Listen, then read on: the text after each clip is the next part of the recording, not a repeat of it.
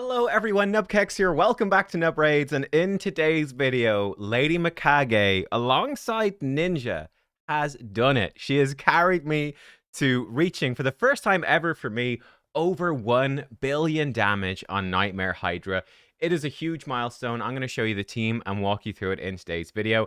And by the way, I don't usually ask this, but if you aren't subscribed, hit that subscribe button. We're actually really close to 40k subscribers. Obviously, we'll hit that, in soon enough anyway, but it'd be cool to hit it sooner as a fun little milestone. But that's where we're at. This team, by the way, is not going to be...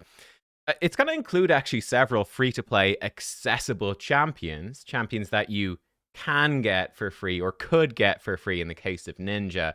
After playing long enough, like Mikage, you need to play long enough. But then there's also some champs that you probably won't get.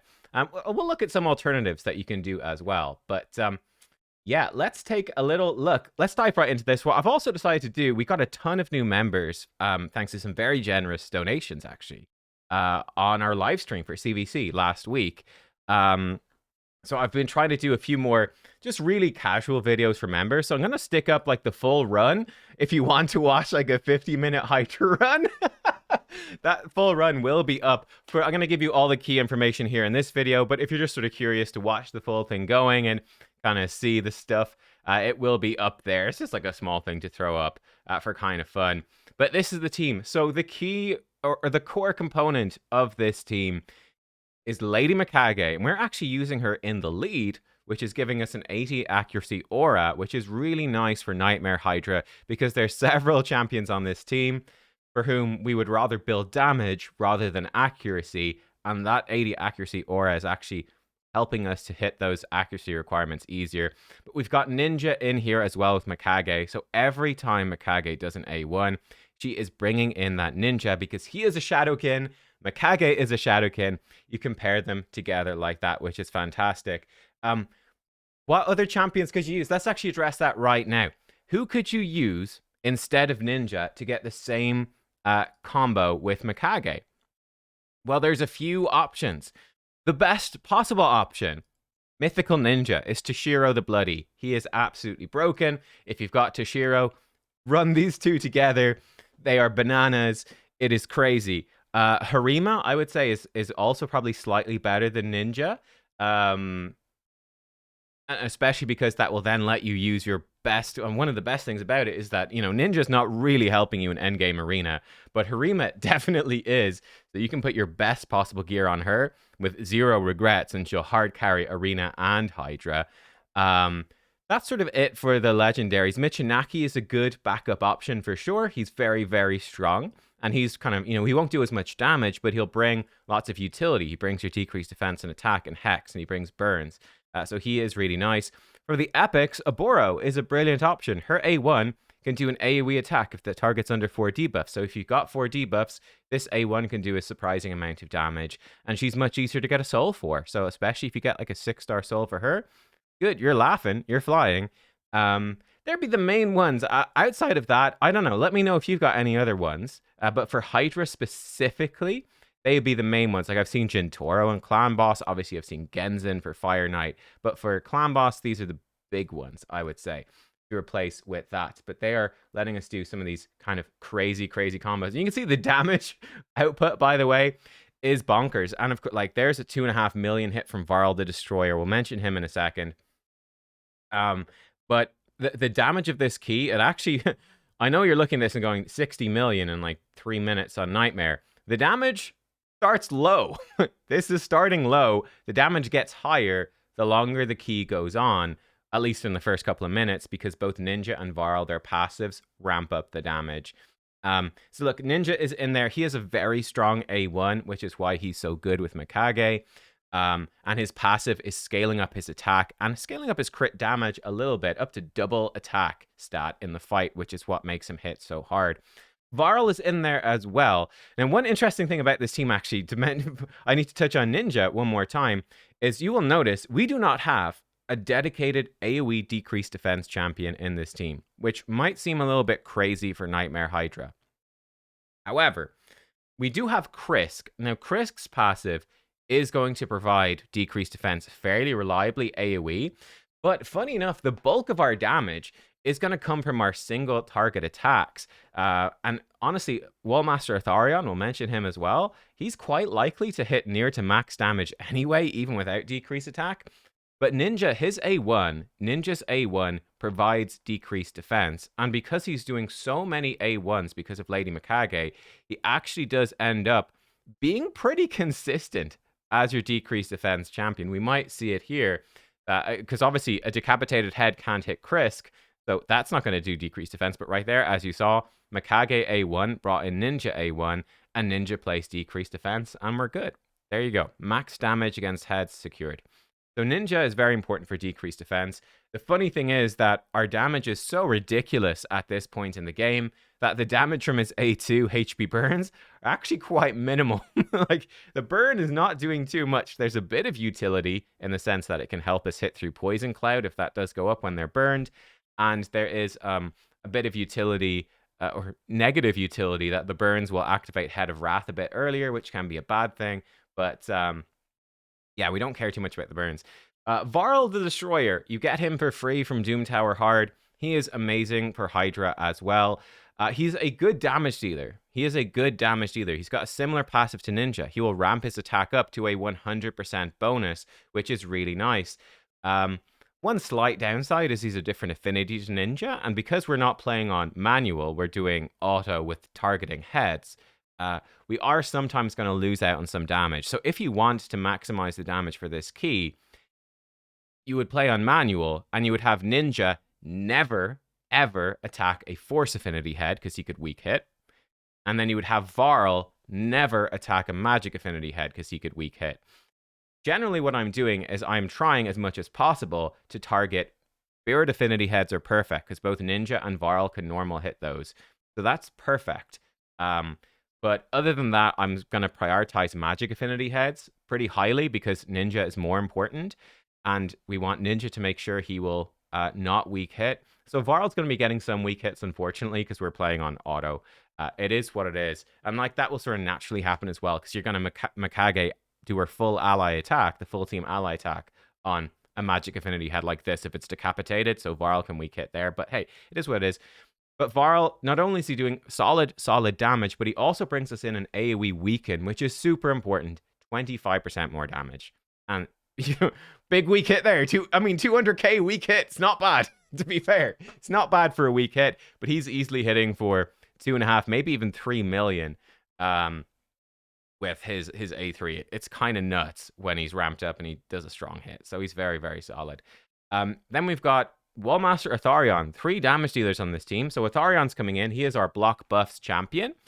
And yeah, he also brings decreased attack. We actually have got multiple sources of decreased attack on this team, which is a bit of a waste. But hey, Atharion is coming in as our block buff champion. And he also does good damage AoE with his enemy max HP. So he's not going to be absolutely crazy because, of course, that is capped. So we're stacking stuff like, the decreased defense to a certain degree. Certainly stacking AoE weaken. We're stacking protection sets. That stuff will help him to hit the cap, but he will ultimately be capped, whereas the more damage we stack on like Ninja and Varl, they will just uncap scale forever, pretty much. So yeah, that is something, but he is in there for the AoE, just constantly pumping AoE damage. His A1 is pretty decent as well. So yeah, he's just a good damage dealer that's bringing block buffs.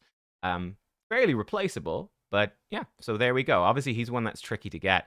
Then we've got the 2 trickiest champions to get. Of course, Androck is probably the hardest to get because he is a mythical. What is Androck doing? Well, Androck in Form 1, number 1, as you can see from the buffs on our team, he's bringing us an absurd number of buffs, and he is a 9-piece protection set. 9-piece protection set is giving us 5% more damage for every buff. So Androck, although he does almost no damage himself, is actually providing a massive damage boost to all of our other damage, which has a huge impact. He also is bringing us monstrous amounts of healing, strengthen, and yeah, he extends our buffs as well to make the buffs more consistent too. One slight problem I did find with this team is that we actually get so many buffs and have so much buff extension because we extend buffs with Androck, Krisk, and Mikage that sometimes we actually... I found at one point in the run, like ally protection fell off Varl, but his buff bar was full. and the buffs never fall off. So it was like, Varl might actually die because he physically cannot squeeze ally protection on. We've got too many buffs, which is ridiculous. One fun thing that can happen actually happened to this run for a good chunk of it was that Krisk, actually you can see it right here, he got perfect veil from killing Head of Torment. And that perfect veil kept being extended. So Krisk actually ended up under perfect veil for ages, which was fantastic because we've got no way to deal with the fear. So actually made the run more consistent too. But again, I think eventually it fell off or he was devoured and came back and then his buff bar was full and he couldn't get the veil again.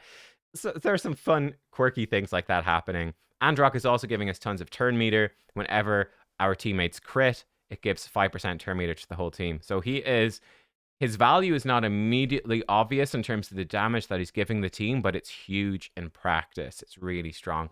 Then finally, we've got Krisk. Krisk, he's extending buffs. He's providing decreased defense and attack somewhat consistently. And the ally protection is helping us stay alive. He is also the increased speed champion for the team, though he doesn't bring it for himself. So no increased speed from Krisk. Doesn't actually affect his mischief tanking, though, because again, because of the buff extension and Androck, we have like infinite buffs anyway, which is hilarious. Yeah, so that's happening. In fact, he's quite unreliable, honestly, as a mischief tank, but we're killing stuff so quickly, it doesn't actually matter. He's also our provoke champ. So he is solo provoking Head of Decay. I actually do need to up Krisk's speed, so I actually will re-gear Krisk at some point, probably to make that just a bit more consistent. I think upping Krisk's speed would actually be quite nice, because again, we don't need to worry about him outrunning buffs with this buff extension, and yeah, he doesn't have increased speed for himself, whereas everybody else does, so he's actually fairly slow relative to the rest of the team. And Krisk is in Curse set as well, I forgot to mention, so Krisk is the source of our Hex buffs. Which works very well, again, with the Lady Mikage ally attacks and Krisk's A1 ally attack, but he's quite vulnerable to fear. But yeah, I think it's quite a solid team, honestly. I think one of the bigger problems with the team is, you know, an interesting alternative could be to bring in like a Feral the Barkhorn for perfect veil and damage boosting to make you protected from the Head of Fear. That would be pretty nice. And then, yeah, you could switch stuff around, like Harima to be your provoker instead of Ninja. Could be interesting. Swap Krisk out for a Feral, and then maybe switch out Varl then for, I don't know, an Aestrid for the increased speed, decreased speed, weaken. There's lots of different tweaks you could make and switch things around, but we sort of covered all the essentials with this team, and as you can see, it's working really, really well. So that's how it is. If we skip on ahead a big chunk here, we can see as we're coming to the end, oh, let's actually see us hit the 1 billion damage. The team did fall apart a bit at the end. It is funny to admit we didn't make it the full 1,500 turns. So there's definitely room to grow this key. We got a little bit screwed by RNG, but at that point, you know, it's my first time hitting 1 billion. I'm not going to redo it. I'm taking that billion and being like, yeah, that's sick. That's awesome. But we can see there like an ally attack from Mikage, the Ninja A1s. That's Head of Suffering. He's the tankiest head, but he's heading for, you know, potentially 1 million, potentially 2.5 million if Helm Smasher procs. It's kind of nuts what that can potentially do. Lady Mikage, her A2. Look at that, 600k from Ninja for the A1 against Mischief undecapitated is kind of nuts. Let's see here. 2 million from a Ninja A1. That was without weaken. Let's see another Ninja A1 here. We should get to see it in a second. There's Varl. Weak hit for 400,000. Ninja A3, 2.7 million at the end of the run. It's kind of crazy. And I've actually improved Ninja's gear since then as well. Look at this ally attack. 2.6 million from Ninja, 1.3 from Varl. It's kind of bonkers. Let's be honest. Yeah, and you can see, yeah, we've got good damage from him. 1.7 million A1 right there. 1.5 million per A2 hit from Ninja. So that's quite random. It spreads around.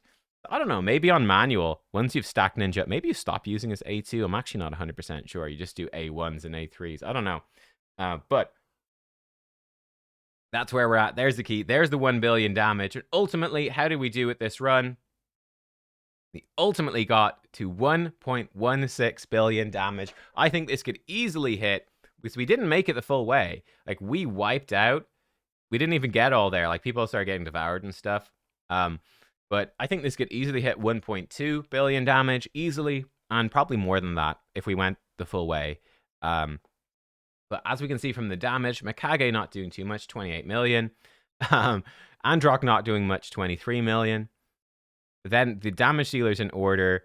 Krisk actually with curse set. The curse set is contributing 200 million roughly. Like, well, let's say he's doing slightly more damage than Androck or Mikage. He might be doing 30 or so million maybe with his War Master. Let's say 30 million. I mean, he's contributing several, probably 170, 175 million damage from curse set. It's a ton. So that's really nice. Varl with 194. Like I said, if you manualed and you targeted heads properly with him, he would do more. Atharion, 200 million. Very respectable damage. 212, in fact. Respectable damage contribution from him. And then Ninja with almost 500 million, which is bonkers. That's the Mikage A1. All those extra attacks just ramping him up like crazy. And he's got better gear as well. So there we go. I think certainly a 6-star crushing Ren Soul on Ninja would just, we probably hit 1.5 billion. 6-star crushing Ren on Varl, again, would add another 100 billion, maybe. Like, you're probably getting 50% more damage out of them at that point. Maybe more. I don't know. Like, you get a lot of damage from 6-star crushing Ren. Some 6-star cruelties would help, but yeah. Solid now. Like, I wonder, this team maybe has the potential to hit 2 billion with 6-star and, I don't know, some empowerments and stuff. I have no idea, but listen, it's my first time hitting 1 billion. I am delighted. Let me show you the builds. In fact, I've upgraded Ninja's build since I did this key, so let me get what his actual build at the time was. Okay, so here we go. This was the Ninja build at the time. 6.5k attack, 239 speed, 336 crit damage, 300 accuracy. And we do have some Hydra area bonuses. I've actually started doing some live arena again because I want to get this crit damage maxed out. Been slacking. Need to max out this crit damage. And then we probably do some more Curse City stuff because I've not finished Curse City. Get some, probably the Ignore Defense. Try max that out in Curse City. Then we could come back. We could max out speed over here. I mean, ultimately maxing out everything for Hydra. But I tend to play live arena for a while and then abandon it. But I have actually improved my Ninja build since then. So Ninja now is up to 6.683. And when I get some dust to change this ring and a glyph to glyph this, I think we can be hitting more than that. More like we'd easily be 6.7k. He's up to 243 speed and 352% crit damage. So his stats have gone up a chunk. He's gone up almost 20% crit damage and over 100 attack, a bit of speed as well. So Ninja, he is going to be even stronger, to put it bluntly. If we turn on the Hydra battles bonus, that's where he's at right now. I'll show you the build in a second. I have been running this team, by the way. And I got it in on Void Clan Boss both times here today. I think Spirit would be perfect. But this team now is doing like over 600 million on Ultra Nightmare Clan Boss. It's basically these 4 same champions plus a Wixwell.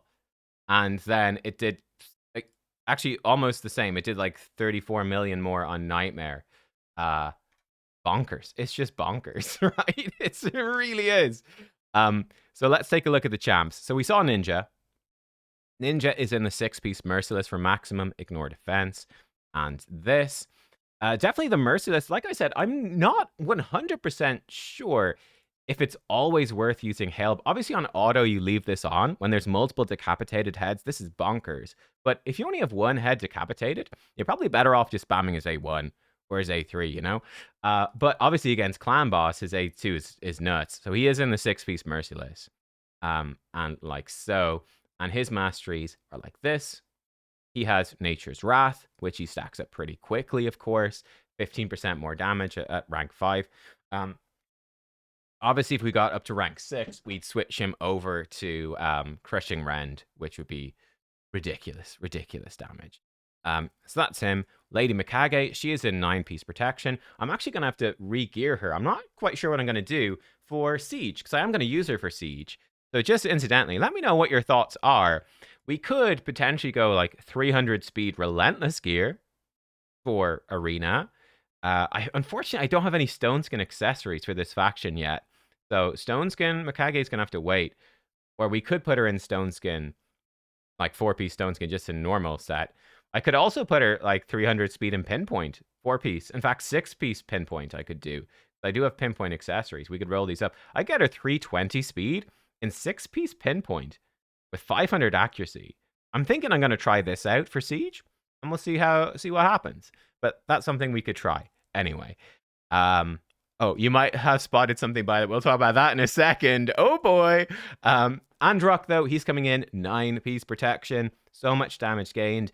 I put him with 100% crit rate because it gives a bit more turn meter to the team. His damage is negligible. But yeah, that's Androck. He's extremely good in Form 1. He's got War Master, and that's where he is at. I don't think I showed Mikage. She is War Master. That's where she is at. Krisk might be in the vault. Krisk is in the vault. Krisk, get out of the vault. Do need to re-gear Krisk a little bit because of this team now. So Krisk is actually way overkill on stats. So like if we put on Hydra stats for Krisk, we want him at about 505, I think, resistance and like 405 accuracy. But considering we've got 80 now from the Mikage aura, Krisk is now, what, 75 accuracy further than he should be. And he's, about 30 resistance further than he should be. So we could drop these and crank his crit rate or his speed up higher. We could do all sorts of things with Krisk. He is in Curse set, which I do want to keep going because that's very nice. And yeah, he's got Cruelty and he's got these Masteries. So that's Krisk. Varl the Destroyer then. Great free-to-play champion. As you can see, his damage is not going to be... He's got good damage, right? You just saw him on Nightmare, competing with an Atharion. But he's doing like half of what Ninja is doing. But Ninja is getting all those extra attacks at Mikage.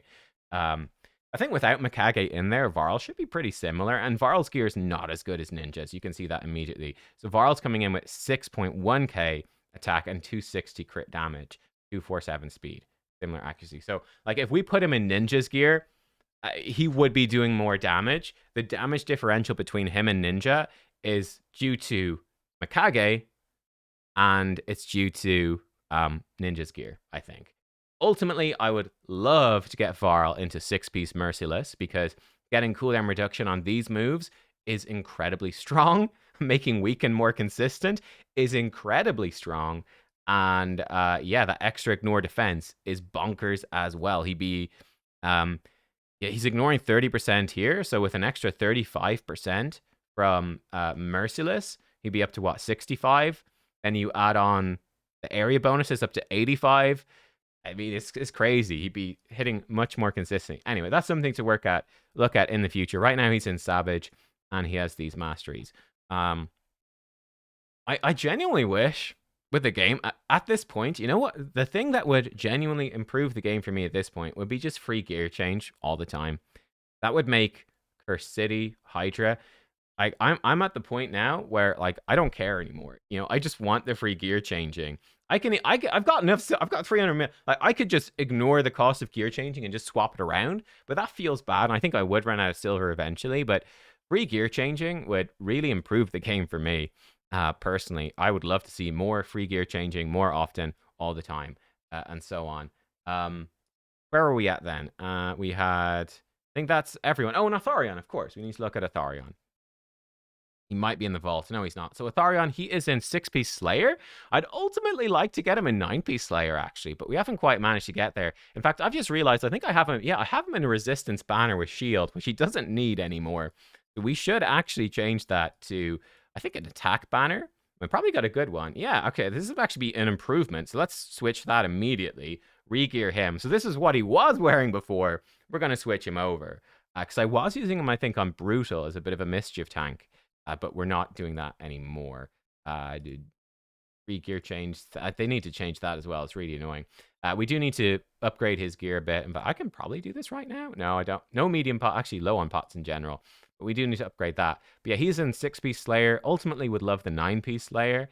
But I don't think I've got the Slayer accessories. Have we got any from... I did buy this Forge Pass. Nope. Got a necklace. That's HP. Unfortunate. Yeah, we've got room to improve his stuff a little bit as well, which we will do eventually, but he is in there with these sort of stats. His accuracy is low, but bearing in mind he's getting another 40 from area bonuses, then 80 from Mikage, and he does self-buff at increased accuracy. This is another thing you could maybe do, is you could have him, I think, I need to work on some optimizations for this team, but we could, for instance, come in and we could say, Atharion, let's open with this, and then never use it again. And then maybe even putting him in 6-piece Merciless for cooldown reduction and Falcon Shot. Because with so many buff extenders, I think he actually maintains increased accuracy the whole time. And then you would have to monitor your run, and if he gets devoured by a head, then you'd have to recast this, you know, or if it dropped off somehow. But I figure that this extra turns is actually just sort of wasting our run. Now, it didn't matter in the key we did because we wiped before turn limit anyway. But when we are hitting the turn limit, these extra turns, if he's not actually gaining anything from it, you'd probably be better off just, yeah, running him in Merciless and turning this off. So you're getting sort of the cooldown reduction, but not wasting turns. Anyway, that's sort of a point for another day. But, yeah, there you go. That is Atharion. I don't know if I showed his mastery, so let me just show those to be sure. There we go. There's masteries. And, yeah, that's where we're at. So, obviously, you know, the Trunda teams are way beyond us, but as you saw, I have just picked up my 6-star Trunda Soul, bought it in the shop, snapped it up. She is now in Crushing Rend. She's not in her ID. She's in filler gear right now. We have to swap her gear over, and I do need to work on improving her gear as well. She now has 6-star Crushing Rend, which is just a ridiculous damage increase. So I now have got the Trunda. So that's going to be bananas. I'm sure the Trunda key might be more potential for me in Nightmare, but hey, it is where it is. Obviously, Trunda is still the #1 Nightmare key. And by the way, it does seem like there's nothing going to change, right? With these personal chests coming in, it seems as if they're not going to change. I mean, maybe, oh, I'm actually slightly see-through there. My arm. It seems like they're not going to change anything with Hydra, that they're just not going to balance anything. And, you know, there's pros and cons to both ways. So I think the reality is now you just ignore the Hydra class. Like, you can whale out with spending huge amounts of money and really min-maxing your teams to do these crazy clan battles. But you really need busted champs. Like I mean, consider how insanely broken. Like, I feel the key I just ran was freaking bonkers. Like, 1 billion damage on Nightmare is insane. But like, you can do 82 billion, you know what I mean? Like, oh man, it's yikes, that's 82 times as many points. That's crazy, dude.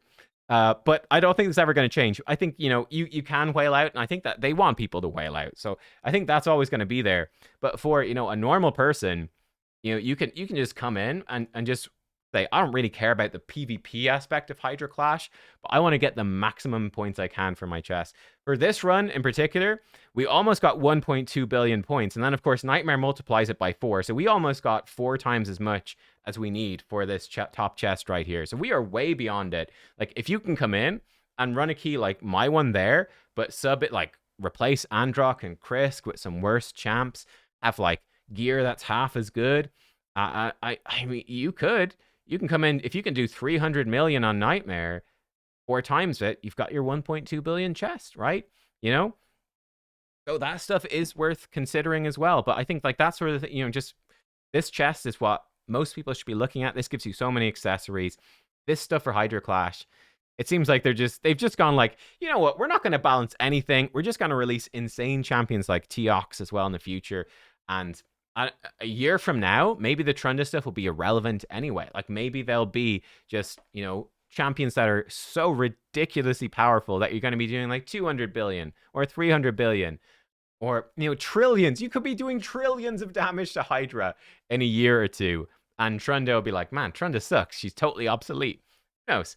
But it seems like they're not going to balance anything in this game. So, yeah, there's pros and cons. There's pros and cons to both.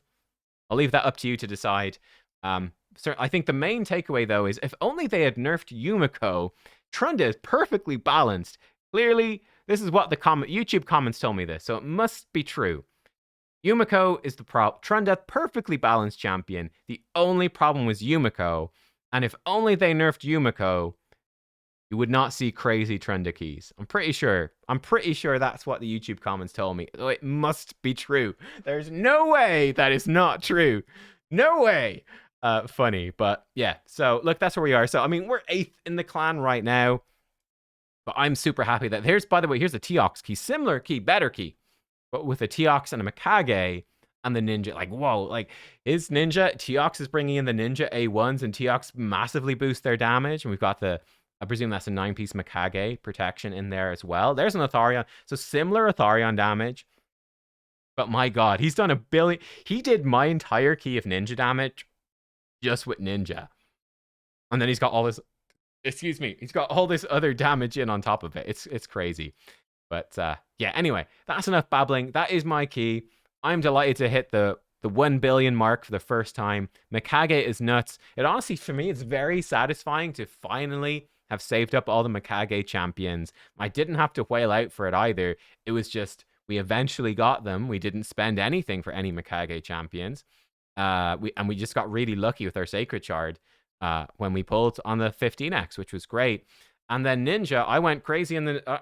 it wasn't even that tough of a fight, but I did the champion training tournament for the 5-star Ninja Soul, expecting to get Mikage. And then I actually got Mikage sooner than I expected. But it's really, really satisfying to me to finally put the Mikage and Ninja key together and to have it just absolutely slamming. I didn't even expect the clan boss stuff. Like, coming in and doing like 600 million on Ultra Nightmare is nuts. And it's nice to see Androck, who is one of the weaker mythicals. But... because this Form 2 is quite underwhelming compared to like Commodus and Galathea and that sort of stuff. But man, Form 1, Androck is actually a beast, and he is slaying it in Clan Boss and in Hydra for me right now. So yeah, there we are. Thanks for watching, guys. I hope that you enjoyed seeing this totally relatable key. By the way, for me right now, at this point, I think the clan, checking in with my clan, basically the idea at the clan was, get 6-star Trunda, because it's so busted. Get the 6-star for Trunda, and then I think from this point on, it's like, just focus on PvP champions for Arena and for Siege. So that's sort of what we're focused on. And like I said, I will re-gear Mikage for Siege. I will be using her in one of the defense. She's not the best defense champion, but I think we're going to use her in like a support room or something. Anyway, thanks for watching, guys. I hope you enjoyed, and I will see you next time. Goodbye.